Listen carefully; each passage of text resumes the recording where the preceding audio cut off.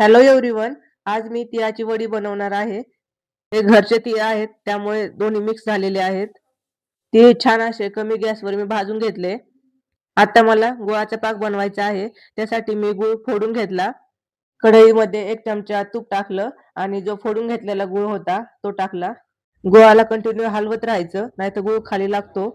आणि थोडं सुद्धा टाकलेलं नाहीये आणि एका ताटाला तूप लावून घेतलेलं आहे. गुळातल्या सर्व गाठी फोडून घेतल्या आणि छान असा गुळाचा पाक झालेला आहे. त्यामध्ये भाजून घेतलेली हवरी घालायची. जेवढी गुळात बसेल अंदाजे तेवढीच घालायची आणि पटापट हलवून घ्यायची. इथून पुढची प्रोसेस एकदम पटापट करावी लागते.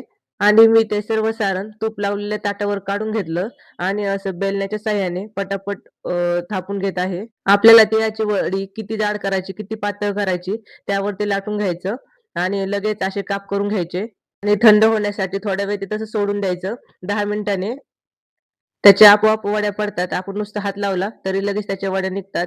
संक्रांत झालेली आहे, पण हळदी-कुंकू चालू आहे. हळदी-कुंकूच्या टायमिंगला आपण अशा वड्या देऊ शकतो.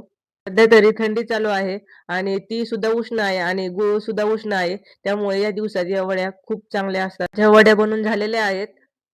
खूप सुंदर अशा वड्या झालेल्या आहेत आणि व्यवस्थित निघालेल्या सुद्धा आहेत. काही वेळेस आपण ती थोडेसे बारीक सुद्धा करू शकतो. पण मी ती पूर्ण तसेच घेतले होते. मी टेस्ट केल्या, छान झाल्या होत्या आणि पियुष बघा, त्याने पण टेस्ट केल्या. त्याची रिएक्शन मला खूप आवडते. मी काही केलं तरी तो असं छान करतो. त्यामुळे काही करण्यासाठी वेगळीच एनर्जी भेटते. फक्त तिळाच्या वड्यांवरती तर काही भागणार नाही, म्हणून मी असा शेवयाचा भात बनवत आहे आणि शेवयाचा भात म्हणलं की पियुष असा बसलेला आहे. त्याला खूप आवडतो. तो वाट पाहत बसला होता आई कधी देतीये. व्हिडिओ आवडल्यास आपल्या चॅनलला सबस्क्राईब करा, लाईक करा, शेअर करा.